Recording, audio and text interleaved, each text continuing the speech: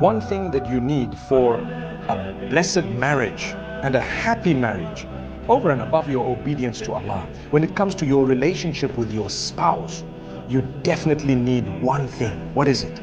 Respect. If you have respect, you have everything.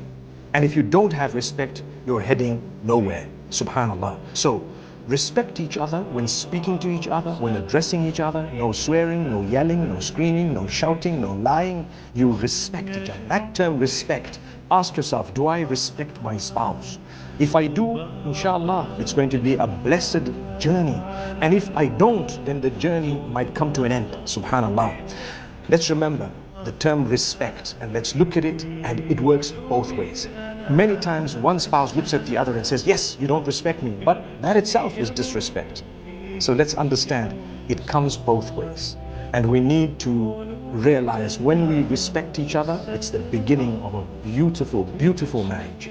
Now, one of the things where people go wrong is in marriage, when the marriage is struggling. Remember, marriage is a very big sacrifice. If you're going to sacrifice, you will be happy. If not, it will become a crisis.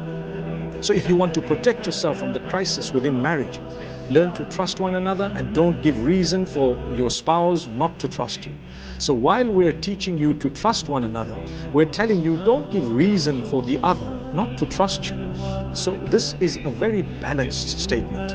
We must make sure we don't pry and spy on each other, because the Almighty has warned us about that. Similarly, speak good with each other, help each other, reach out to each other. Don't put pressure, or don't actually ask one another to do that which is going to be difficult, very difficult, because then it might create a crack in that marriage.